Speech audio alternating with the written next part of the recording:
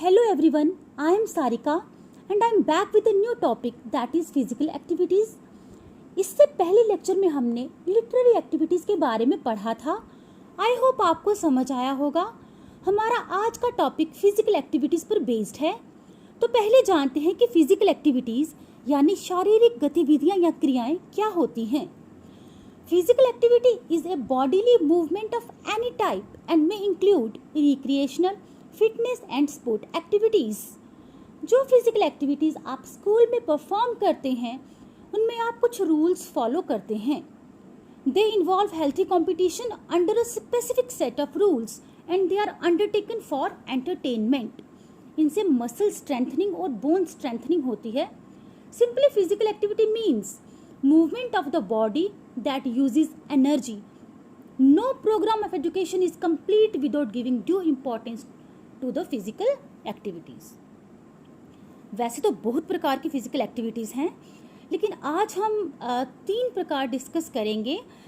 उसमें पहला हमारा है गेम्स एंड स्पोर्ट्स, दूसरा है स्काउटिंग एंड गर्ल गाइडिंग और तीसरा है एनसीसी. तो चलिए शुरुआत करते हैं गेम्स एंड स्पोर्ट्स से. They are those physical activities which promote physical and mental development in the pupils. बहुत प्रकार की गेम्स एंड स्पोर्ट्स हैं जो हम स्कूल में खेलते हैं.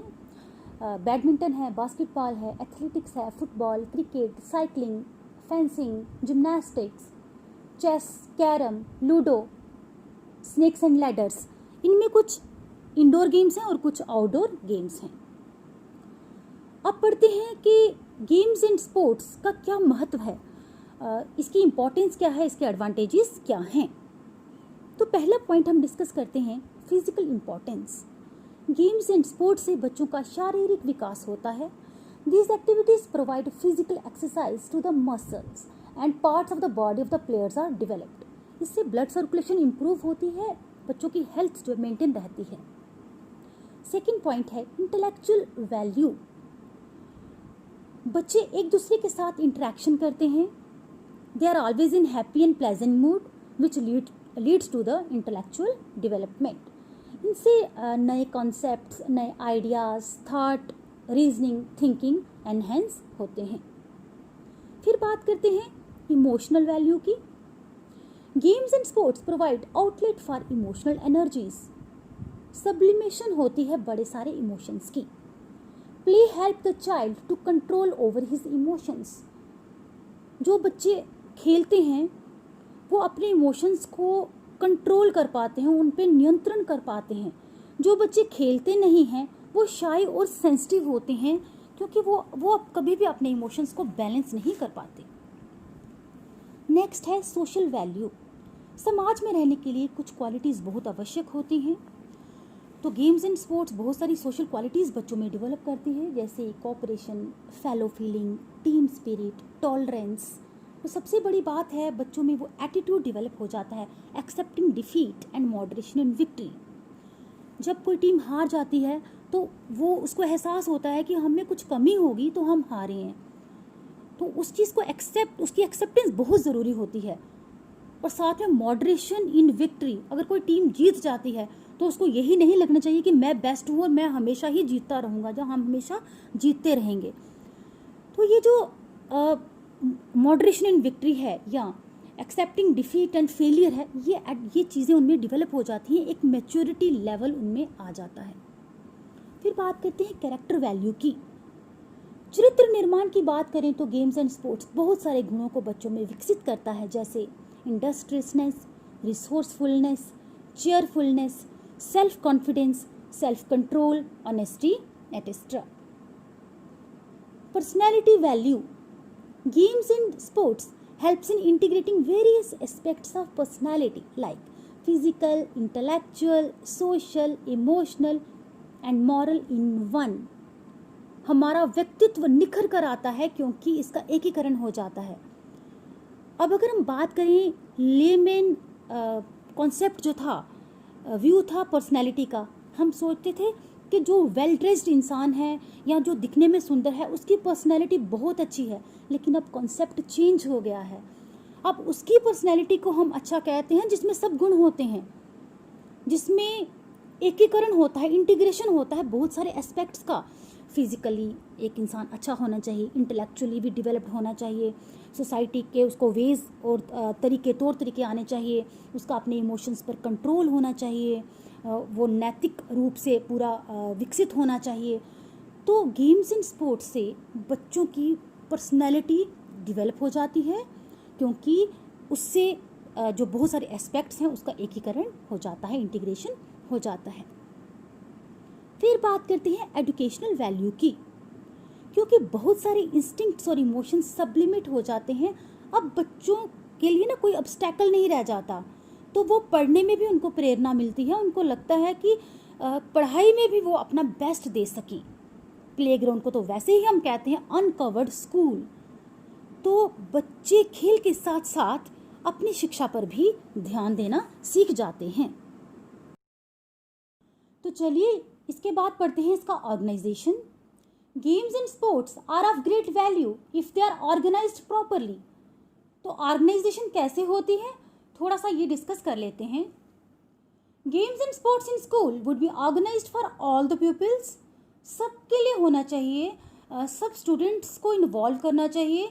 Students may be divided into small groups, और सबको चांस मिलना चाहिए खेलने का। पिक एंड चूज मेथड नहीं होना चाहिए। सबके लिए एक स्पेसिफिक पीरियड होना चाहिए गेम्स एंड स्पोर्ट्स का।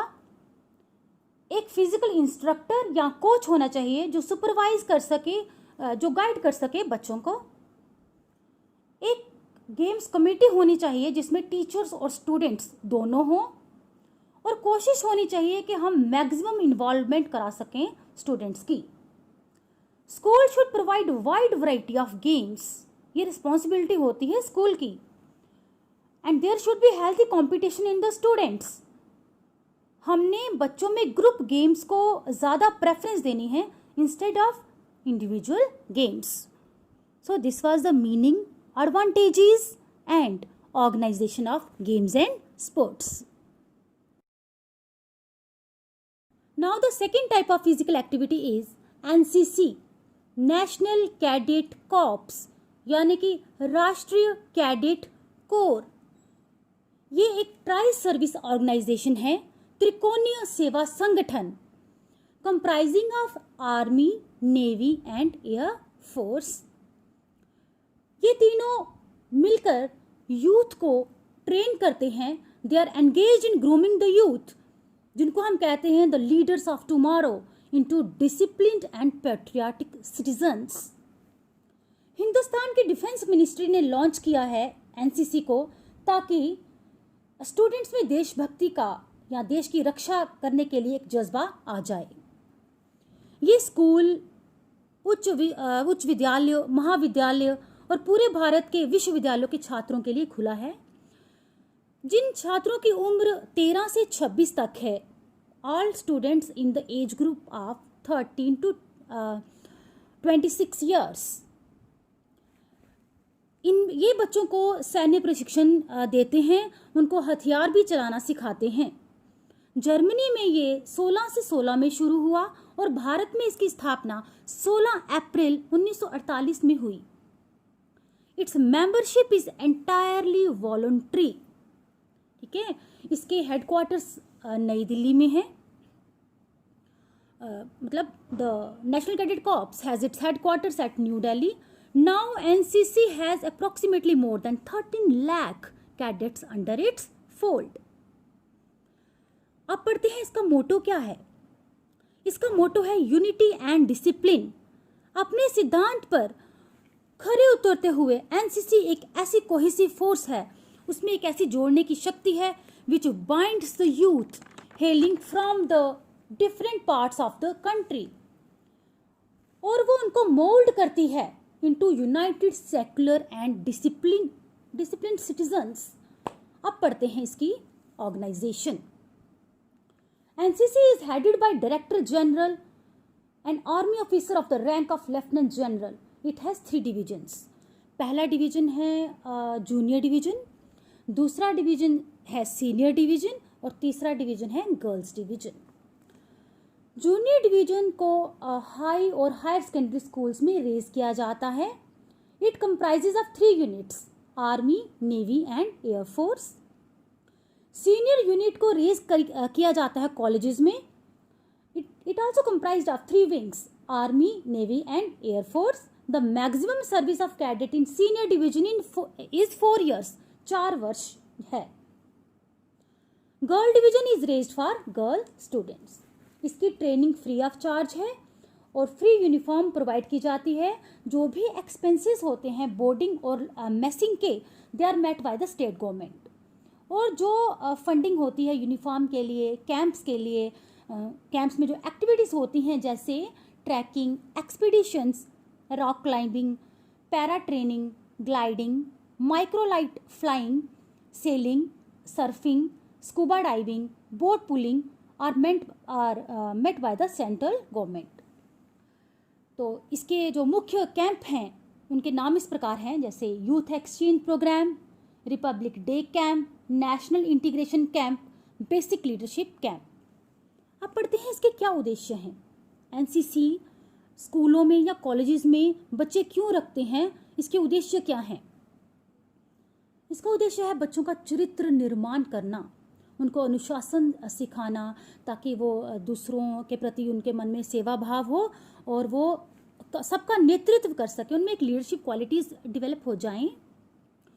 बच्चों में स्पिरिट ऑफ एडवेंचर को डेवलप करना, सेल्फलेस सर्विस को डेवलप करना.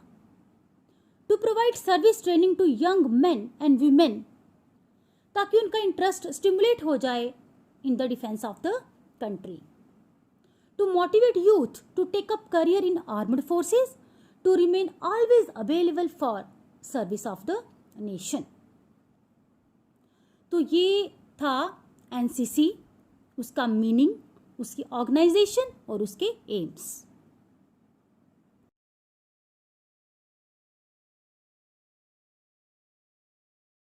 And the last in physical activity is scouting.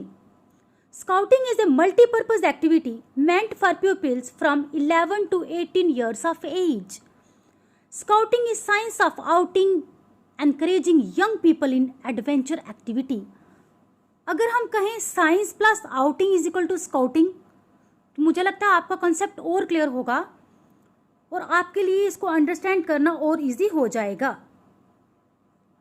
Scouting के अल्फ़ाबेट्स को अगर हम ऐसे लर्न करें, एस से स्टडी, सी से करेजियसनेस, ओ से आउटिंग, यू से यूनिटी, टी से ट्रस्ट, आई से इंटीग्रिटी, एन से नेचर एंड जी से games.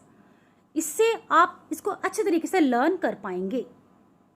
Boy scout movement was started by Lord Baden Powell in 1907.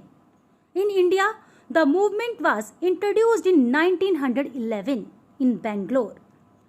To suit the requirement of girls, girl guiding movement was started. ये भी voluntary movement है और बिल्कुल non political है.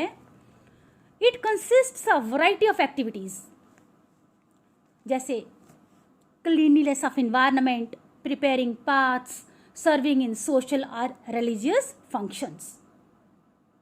Scouting सिर्फ एक ट्रेनिंग ही नहीं है बल्कि सप्लीमेंट है एजुकेशन के लिए. इससे हम बहुत कुछ सीखते हैं. अब पढ़ते हैं कि स्काउटिंग के बहुत सारे सेक्शंस हैं. सेक्शंस क्या हैं? Traditional scouting uses training in small groups. These smaller groups are called as sections. हर सेक्शन में एक एज जो है वो बताई गई है और उसका एक अपना एक प्रोग्राम है. Every section follows a programme that is appropriate to the age of child और यंग पर्सन. अब वो सेक्शंस क्या हैं? पहला है बीवर स्काउट, उसमें 6 to 8 ईयर्स एज है बच्चों की. फिर है कब स्काउट, उसमें 8 to 10.5 ईयर्स एज है. फिर है स्काउट, उसमें 10.5 to 14 ईयर्स ऑफ एज. फिर है एक्सप्लोरर स्काउट्स, इसमें 14 to 18 ईयर्स ऑफ एज. फिर है scout network 18 to 25 years of age. So this was meaning of scouting and sections of scouting. अब थोड़ा सा कॉन्सेप्ट मैं आपको गर्ल गाइडिंग का भी बीच में बताऊंगी. लड़कियों के लिए गर्ल गाइड मूवमेंट स्टार्ट हुई. This organisation was introduced in 1909 because girls demanded to take part in boy scout movement. So the World Association of Girl Guide and Girl Scouts, WAGGGS, was formed in 1928 and has member organizations in 145 countries. There are no more than 10 million members worldwide. Girl guide movement की भी 3 branches हैं. The blue bird flock, जिसमें 11 वर्ष से कम बच्चियां हैं. Girl guide company, जिसमें 11 से 16 वर्ष तक की बच्चियां हैं. और ranger company for more than 16 years of age. The activities of girl guide are first aid, nursing, cooking, singing, dancing, playing, games और social service etc. ये ज़रा सा कॉन्सेप्ट था आपको गर्ल गाइडिंग का. अब हम पढ़ते हैं what are the objectives of scouting and girl guiding. Scouting and girl guiding are helpful in development of physique. वो तो है ही, क्योंकि इसमें बहुत सारी एक्टिविटीज़ परफॉर्म करते हैं तो फिजिक तो डेवलप होगी ही, शारीरिक विकास तो होगा ही. मेंटल हेल्थ भी डेवलप होती है क्योंकि बड़ी सारी इंटरेस्टिंग और चेयरफुल एक्टिविटीज़ परफॉर्म करने को मिलती हैं. They help in sublimation of instincts, जैसे सेक्स इंस्टिंक्ट है या इंस्टिंक्ट ऑफ क्यूरियोसिटी है, उसको एक प्रॉपर चैनल में बच्चे जो हैं वो सब्लिमेट कर लेते हैं. बड़ी सारी एक्टिविटीज़ ऑर्गेनाइज्ड होती हैं, जैसे कैंप फायर हैं, shouting slogans, singing, dancing, playing. उससे कैथारसिस प्रोसेस होता है. इमोशनल एनर्जी, जो पेंट अप एनर्जी है, वो रिलीज़ हो जाती है और बच्चे बहुत ही रिलीव्ड जो फील करते हैं. Scouting and girl guiding render very useful service by organising camps and other functions. The students are trained to face difficulties without any fear, so it develops love for adventure. डरते नहीं हैं बच्चे. जो बच्चे scouting और girl guiding join करते हैं वो बहुत ही एडवेंचरस होते हैं.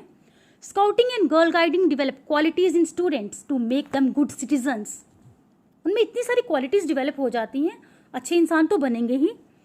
उनमें डिग्निटी ऑफ लेबर आ जाती है क्योंकि खुद छोटे छोटे काम खुद करते हैं तो वो रिस्पेक्ट भी करते हैं.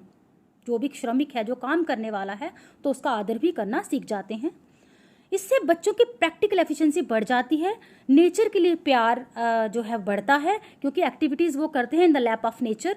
और उनके पर्सनैलिटी ट्रेट्स जो हैं, बहुत सारे पर्सनैलिटी ट्रेट्स जो हैं वो डेवलप हो जाते हैं.